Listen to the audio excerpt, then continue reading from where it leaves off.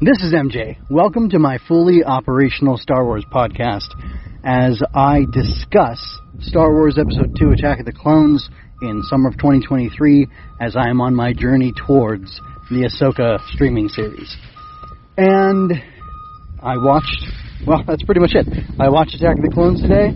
I thoroughly enjoyed it, and I want to talk about it a little bit. So, as I'm doing these episodes, I'm thinking about different ways I could do them, different ways I should be doing them, and I'm going to have to change up my method a little bit. But you don't really care about that. You just want to hear me talk about this movie, this fabulous, fabulous movie.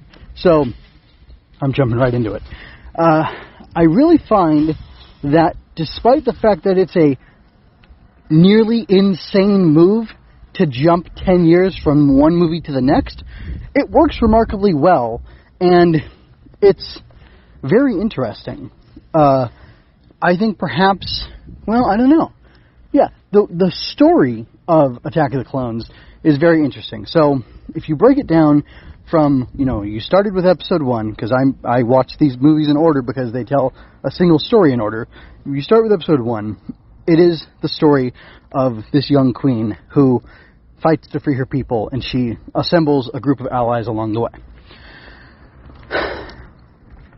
In Episode 2, she and those allies have a sort of reunion. Well, they do have a reunion. She's actually working with Jar Jar all along over the course of the 10 years or so. It could be less than that he's a senator or whatever, which we don't know his history, but it doesn't matter. It doesn't factor in here. Because what the film gives you is the story of this queen who is now, or who's no longer being threatened with invasion on her planet. She's no longer a queen, she's now a senator representing her planet in the galactic public. It's like this bigger, wider scope story, because originally it was just her protecting her planet, which I know it's a whole planet of people, but in a galaxy where there's thousands of planets, thousands of planets or star systems with planets, then, one planet, what is one planet? It's a town, it's a village, it's a, city, whatever. It doesn't really matter morally it matters because every person matters, but beyond that, it's not that big of a deal given the whole scale of things, especially when you have, there's slavery on Tatooine still at that time, and there's, I'm sure much worse things happening other places in the galaxy.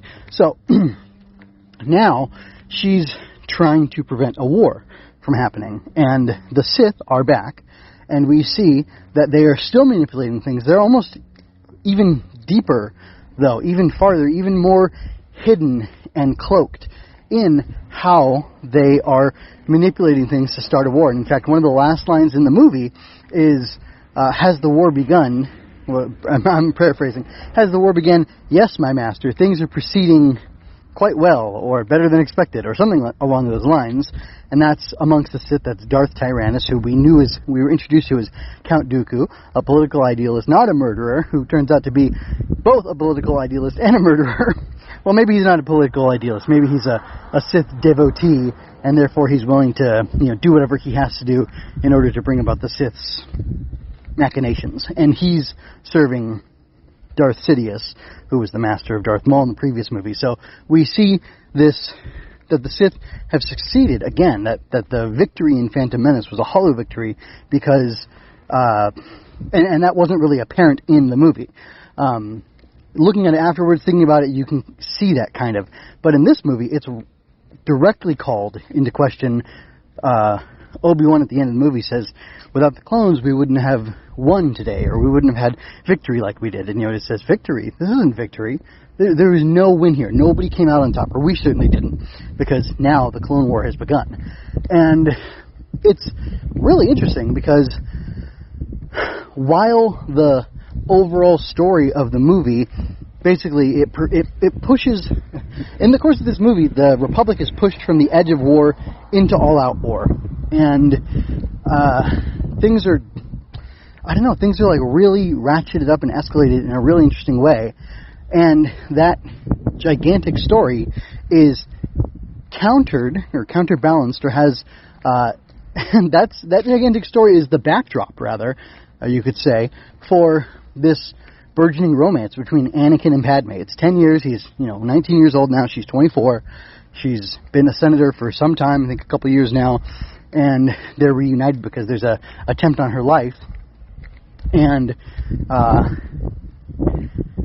Chancellor Palpatine is still Chancellor 10 years later. I don't know if that means it's a 10-year term, if it's a 5-year term, he got reelected once, or if he gets reelected every single year, or what the deal is. But regardless, he's still holding on to that position of power. He's still in that place where he was, thanks to manipulating, or oops, I'm sharing too much, based on his interactions with Amidala in the last movie, right? So now he's in power and in place, and he suggests that Padme would be comfortable being escorted, being protected, being guarded by Jedi who she knows. Obi-Wan comes up specifically, but Anakin is with Obi-Wan as well, because he's a Padawan learner, right? So he goes along with him and learns everything he has to learn from his master by living with his master, living like his master, and imitating his master's, actions and methodology of things. So, despite all that being said, a large part of this movie is Obi-Wan Kenobi's movie. We get to see him take on the investigation.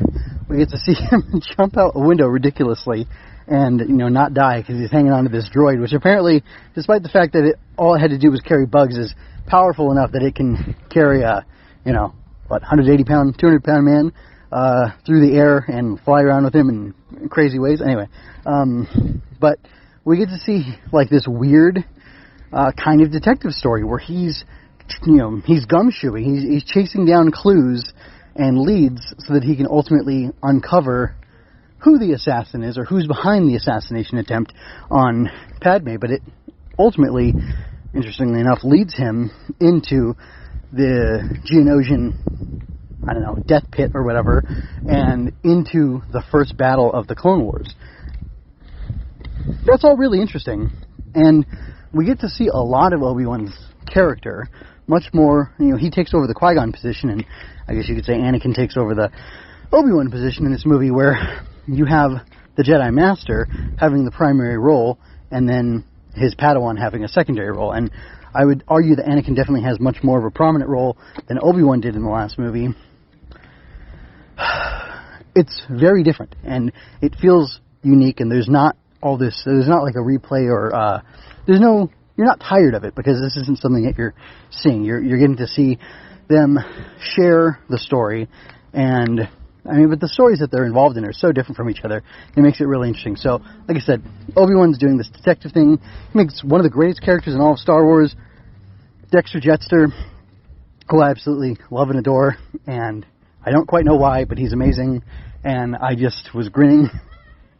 I was grinning watching his whole scene with Obi-Wan. It's absolutely fabulous. So, you've got Obi-Wan doing this old school detective thing, and he goes to a 50s diner and talks to a cook who's like a Navy veteran, or I don't even know what he is, but he's got a lot of experience, and he's an interesting contact that Obi-Wan is able to get information from, and he sends him on this quest. And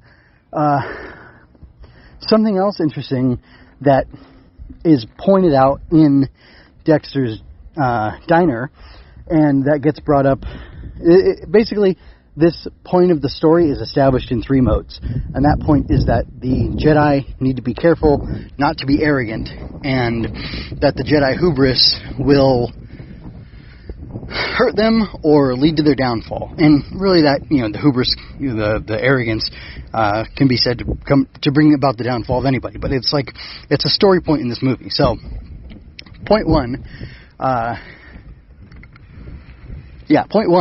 the Camino Saber Dart, which Jango Fett fires at Sam Wessel to kill her, Dexter tells Obi-Wan what it is. And he tells him what it is because he recognizes it, because he's seen something like it before out, I don't know if he was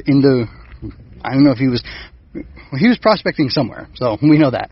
And he knows that it comes from the Kaminoans, and it has to do, he's able to know that because of the form function of the dart. It has these notches or ridges in it that are a telltale sign that was made by the Kaminoans. So, he establishes the point that the Jedi's analysis droids only look at symbols, and they don't look at the different details like the notches in the actual physical form of the item. And that failure to recognize or appreciate the difference between knowledge and wisdom, as is said in the movie, is a problem, and it's why the Jedi droids fail to to identify the saber darts. And had they done that, they would have led him to Kamino. Well, they wouldn't have led him to Kamino anyway, because the Jedi archives do not have Kamino in their system anymore. And Jocasta Sanu, the librarian of the Jedi, tells Obi-Wan that if something doesn't exist in the archives, it must not exist in reality. So this old woman, this old Jedi, is so sure of herself and of the Jedi archives that she knows that there's no way that they're lacking this information. She's so prideful and arrogant and sure of what the Jedi have that she just is blind to the reality that, we could be mistaken. And this mistake could be deadly. And if we're mistaken in this one area, where else are we mistaken? And, where could we have humility and look at ourselves and say, maybe we don't know everything that we need to know about this.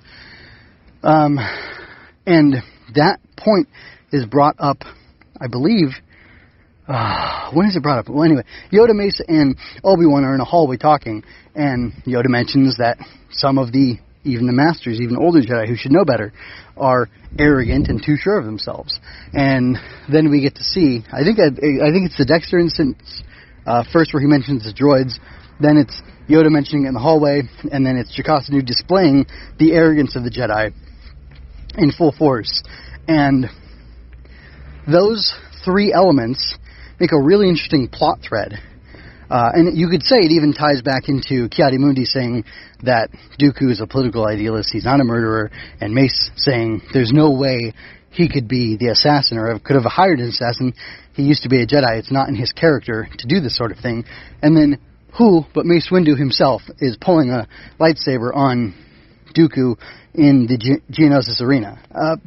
So it's very interesting that they're so blind, that they're so foolish, that they're so foolhardy, and that's how they've been operating for, I don't know if it's 10 years or if it's been more than 10 years, but Mace at one point says to Yoda, I think it's time that we reveal to the Senate or whatever, that the Jedi Council can no longer sense the Force or sense things, see things in the way that we used to be able to. And Yoda doesn't want to be transparent about this because he's afraid that it'll multiply their enemies, which I think that's a bit of wisdom. And, it's dishonest, yes, but in, Sun Tzu's The Art of War, he talks about the fact that you want your enemy to believe that you are more powerful than you are. You don't want to reveal the enemy, or to the enemy, your weaknesses. You don't even want to deal with the enemy at a time when it's to their advantage. You basically want to hide and deceive your enemy as long as you can, and then sneak attack them or lure them into a trap, and then immediately kill them, so that the battle's over, the battle wins the war, and there isn't this prolonged suffering to many people. Because Sun Tzu also says that no society, no people have ever profited from prolonged war. And that's a paraphrase there. And I believe that's true. So it is wise on Yoda's part to not want to reveal this weakness to anybody, because it would just make things worse for them. Oh, you're vulnerable? Here, I'm going to attack you in all these different places, or I'm going to test your vulnerability to see how far I can go and how I can exploit you and how I can, kill you and cause the deaths of, many other people or harm to many other people. So that's interesting. But again, that all came from me discussing Obi-Wan's cool, detective story where he's finding out all this stuff, and ultimately it leads him to, facing Count Dooku, who we discover, who it's revealed to us, who Dooku tells us himself was Qui-Gon's master. And it was interesting. He says, just as you were once his apprentice, disciple, Padawan, he was my Padawan. And it's kind of I don't know, you could accuse it of being a sloppy, tell instead of show, but, how else are you supposed to communicate that information? Do a flashback? The way that Dooku carries himself, his bearing, the way he speaks, it all makes sense in the context that type of character would exposit kind of like that. And I don't think it's a negative thing at all. I think it's impactful, and I think it's like it's like verbal chess, or it's like a verbal tactic to maneuver there's a Star Wars book I'm thinking, it's not Shimmy. Anyway, whatever. He's basically using his, persuasion and his and his D20, to see if he can persuade Obi-Wan into being open to hearing him and listening to him and joining forces with him, against, supposedly, the Sith that is controlling things in the Republic. And anyway, yeah, that whole conspiracy of the Sith is this bigger story that I guess, I don't know if I want to talk about that right now, if I want to talk about it more when I talk about the next movie. But I probably will. I'll just leave it for now. So, you have this crazy, like, the Sith are pushing the galaxy towards war.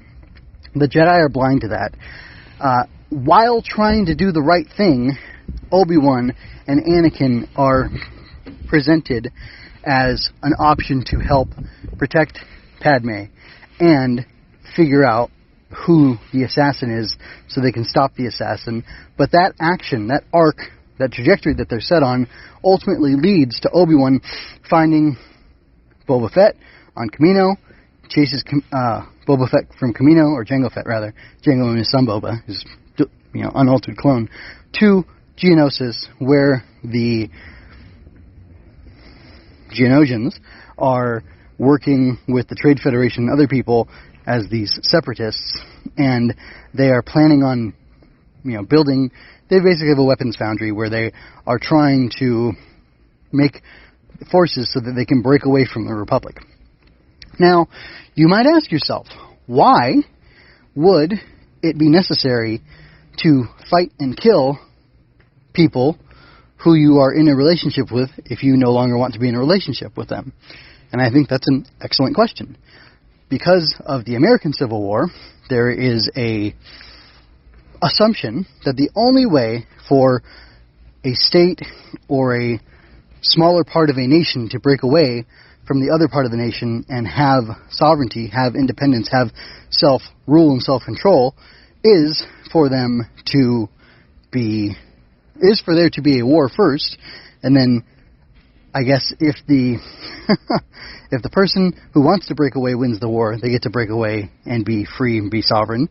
And if the person who is being left by the other person wins the war, then they get to force them to be with them, to stay with them, to remain with them. And I just want to ask you real quick, how moral is it that if someone wants to leave a relationship with you, you have to fight, or you get to fight, you get to use a physical confrontation as the method by which you choose who is right and whether or not the person who wants to leave is allowed to leave the relationship? Why is it that has to be the case? Why can't you amicably divorce? Why can't you choose to separate from each other? Now, I will grant you this. The Trade Federation and the separatists who we see here are bad dudes. You do want them to not be in power. You do not want them to be in control. They blockaded a planet. They put people in concentration camps, the Trade Federation that is, and they did a lot of other things. They built a bunch of nasty weapons that are very powerful. However, again, because of the Sith machinations, you have this clone army that was built up as well at the behest of the Jedi, at the behest of the Republic. So, I'm not saying nobody should have weapons or nobody should have the ability to defend themselves. But it's interesting because in the last movie, you had Naboo seeking sovereignty and seeking to not be in a trade relationship with the Trade Federation, or at least not on the terms that the Trade Federation wanted to force on them, and that was good and noble, and our heroes were in support of that independence and that sovereignty and that autonomy, self-autonomy. However, in this movie, you have the Trade Federation, etc., wanting to, and under the leadership of Count Dooku, wanting to break away from the Republic, wanting to be outside of that relationship with the Republic, and yet it hasn't been stated or clarified yet that it is the moral thing to do for the Republic to attack them in order to keep them in. Because really the issue is, and why it's so immoral, is that the Trade Federation, the type of tactics the Trade Federation is going to use are violence and force and attacking and all this stuff. And they try to kill our heroes. They try to kill them, Obi-Wan, Anakin, and Padme. And that necessitates them, that necessitates the heroes fighting against them and killing them because they're trying to kill them. It's self-defense, right? And then when the Jedi come to rescue them, there could have been a peaceful resolution to the situation. Fine, take your people back, and we'll leave them alone, and who knows what would have happened there. But instead, Dooku and his forces pushed for war. But that's the thing. They were pushing for war. They're trying to foment war. So, again, I keep coming back to that bigger Sith plot, because it does drive a lot of the story forward. But I don't really want to talk about that. I just think it's kind of interesting to discuss. What I do want to talk about is the Anakin-Padme relationship, because it's really interesting, and it, in an odd way, despite the fact that there's all this serious stuff going on and the fate of the galaxy is at stake, it kind of... I think it's unfair to say that it carries the movie, but it's a gigantic part of the movie. It's at least 1/3 of the movie, but it feels more like half of the movie.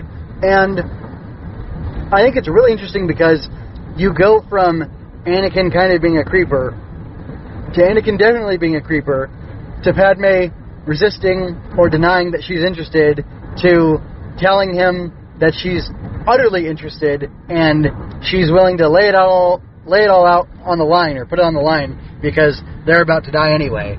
And there's something terribly romantic about it all, even though, like I said, Anakin does start off as a creeper, but it makes sense to me that he wouldn't know how to flirt with a woman or how to, garner her affections, because he hasn't been able to do that. He's been raised as a celibate monk for the last 10 years, so there's no context in which he would have needed to be able to flirt with a girl. And even if there were, nascent, preteen or, young teen, feelings between Jedi Padawans, I don't feel like that would be, I think that would be addressed. I think the Jedi Masters would have helped nip that in the bud as soon as possible, and I just don't think there was a chance for that really to develop. Now again, I'm only operating based off the movie, so you can't argue either way for what Anakin had done, except you can say, it doesn't seem likely that he would have been hitting on girls or flirting or dating as a Jedi, because it's forbidden. It's forbidden for him to do that, to have that kind of attachment. And I think, it's very reasonable to assume that when he was under the closer watch of Obi-Wan, that he wouldn't have been allowed to do any of that sort of thing, and that the other Padawans would have been in the same boat. So that, neutralizes that threat, or that aspect of the character development, I guess you could say. So, anyway, it is interesting. They definitely have chemistry with each other, and there's like a weird, triple threat of chemistry and relationship going on. She knows, he was in love with her as a 9-year-old. She didn't trust him, but then he helped save her planet, because he got her off of Tatooine. He got her, he destroyed the ship, the droid control ship, as a kid. He did all these things while being, openly affectionate towards her, and having a friendship with her.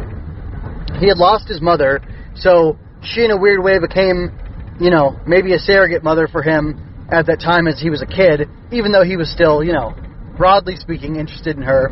And then after the incident with the Sand People, where he actually does in fact lose his mother, she's there for him, and she offers him solace and comfort, consolation perhaps, and it makes for a really interesting, really weird, toxic cocktail that makes it make sense that they fell in love the way they did, and that she was able to excuse his actions the way she was, and that she just kind of let things slide.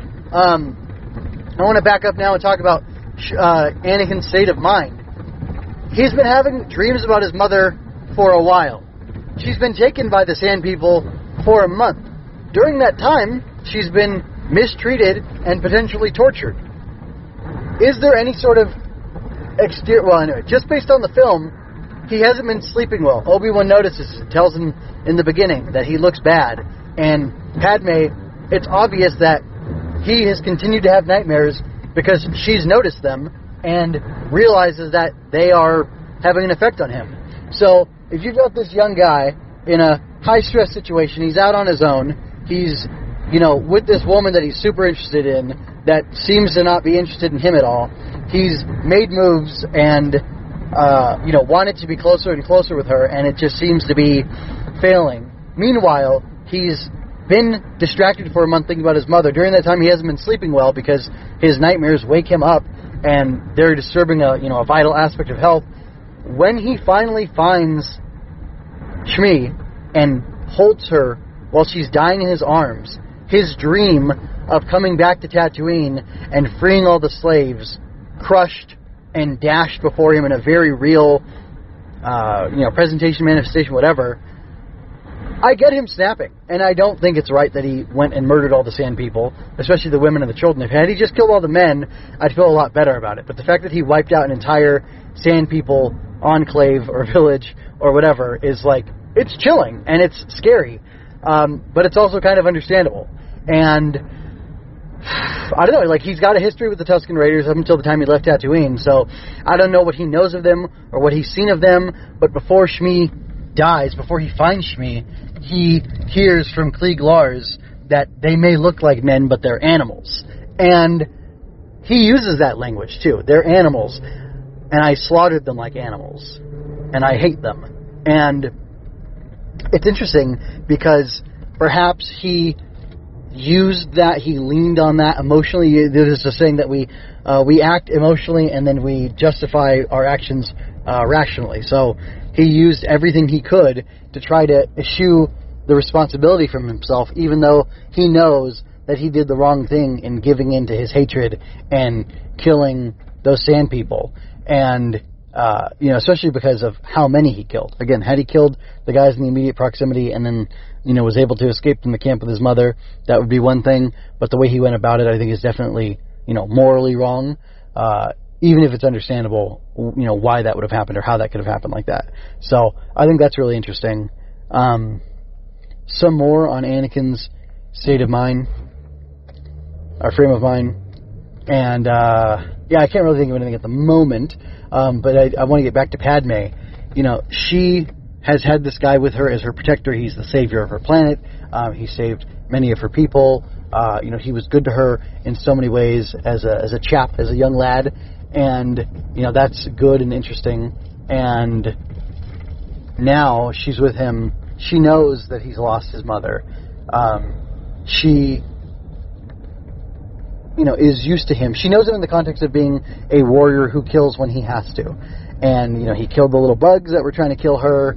And, to think that his mother was basically died in front of him, I could see her justifying it to some extent. But also, I just think that there's some weird dynamic, some weird relationship with them.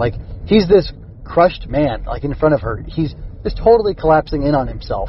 And she has this thing where she wants to save everybody, and she wants to be altruistic. She's heroic. She's willing to self-sacrifice. And if self-sacrifice means not telling this guy he's crazy and he needs to check himself before he wrecks himself, and instead getting down on the floor with him and holding him as his heart is breaking and bleeding in front of you, I can see that. So like I said, it's a weird, toxic cocktail of stuff that led them to be together and to be so into each other.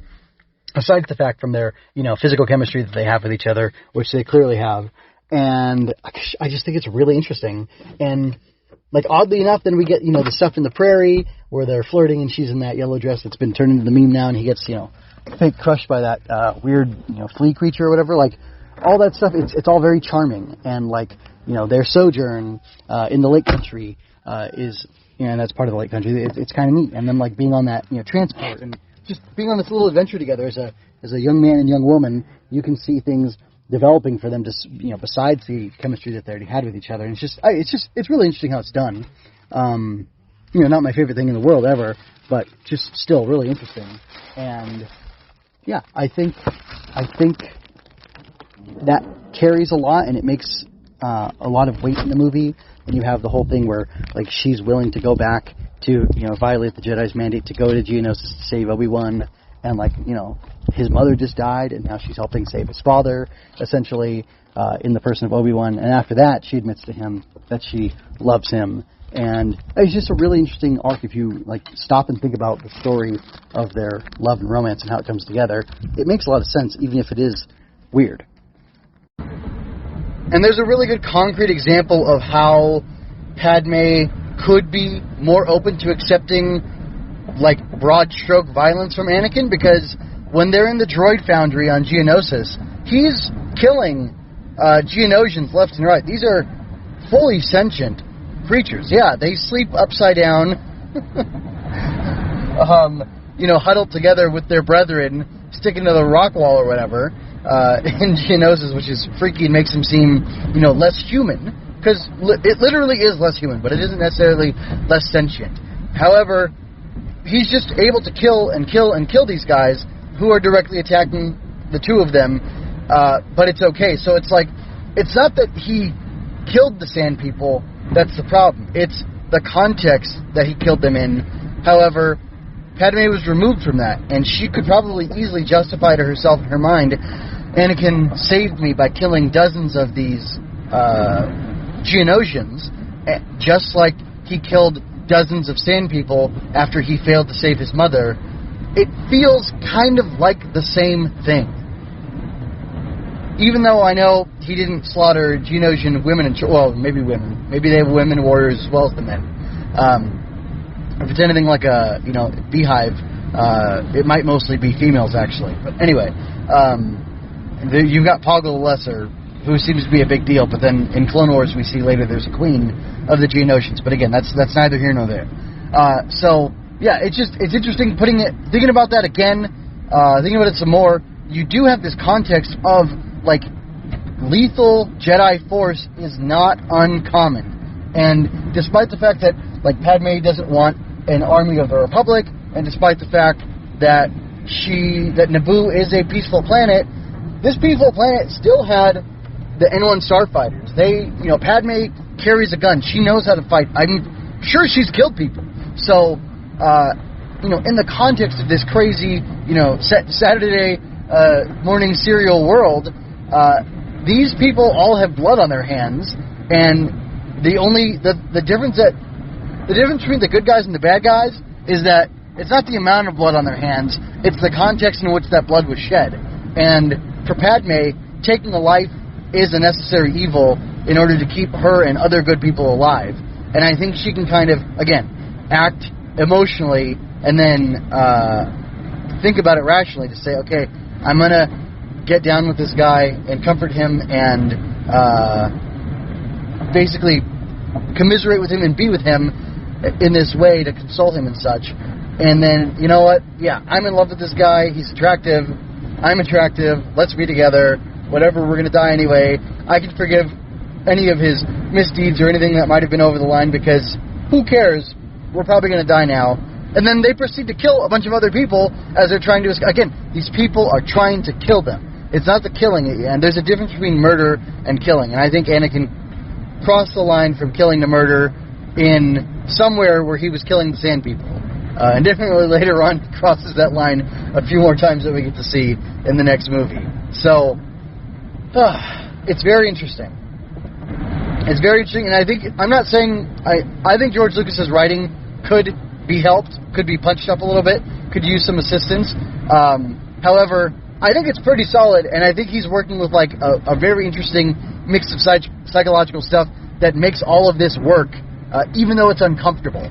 Just because something's uncomfortable or a little awkward or weird doesn't mean it works or it's functional. Don't let the perfect be the enemy of the good in your life or in your writing, and please understand that just because Anakin wasn't perfect at wooing Padme doesn't mean he wasn't good enough. He might have had the least amount of, woo points that he needed to win her, and it was enough for her. So, obviously it happened, so it worked, whether or not you like the style or the approach of it. And that's more me responding to, the very sharp, 15 years or so of prequel criticism that we got before we got the, before we started getting the sequel criticism. So, anyway, I do think I want to wrap up this because I am trying to focus just on the story of each of these movies as we're on the road to Ahsoka, and as I just do a quick refresh going through the movies and enjoying them again. And yeah, there's not really much more I want to say, but it's funny, there's the broad galactic scale story, there's Obi-Wan's detective story, and then there's this weird romance with Anakin and Padme that, again, is weird, but I like it. It's quirky, but it's, I would still be friends with it, basically. In fact, I think I have been in the past. So, yes, I don't have much more to say about this, so I'm going to go ahead and wrap it up so I don't make the episode too long or force myself to say things over and over again, which will bore you. So stick around. Revenge of the Sith is next, and gosh, I hope you enjoyed talking about that. I hope I enjoy talking about that. I'm sure I will. I'm not sure what I'm going to say the story of that movie is, because it's been such a long time since I've seen it. A few things are popping into my mind, but what is the story of Revenge of the... I know what it is. And I have an alternate title for that movie. I gave an alternate title for Phantom Menace, which I don't remember what it was now. You can listen back to that to see what it was, and I don't know. Maybe I'll post it in the show notes. We'll see. I am going to have a transcript generated for me, so I should be able to see, I can search for the word title and find it pretty quickly. But we'll see about that. Let me see. What about Attack of the Clones? See, it's so broad, it's very difficult to give it an alternate name. I wouldn't want to call it something about the romance or the love between Anakin and Padme. That doesn't make sense. I wouldn't want to call it anything about Obi-Wan's detective work. What would I want to call it? Because Attack of the Clones is about the fact that there was a Sith conspiracy. How about the Sith? I think the Return of the Sith was episode 1. The Sith conspiracy could be episode 2. There you go. And then Revenge of the Sith is perfect. It's great. I love it. I'm a genius. I'm an absolute genius. And because this movie is basically the downfall of the Jedi being set up, or this war.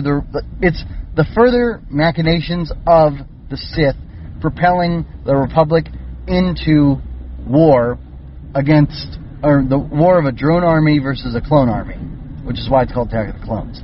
But yeah, definitely, whatever I said, the Sith Conspiracy or something like that could be a good title. My genius title that I can't remember the name of 30 seconds later.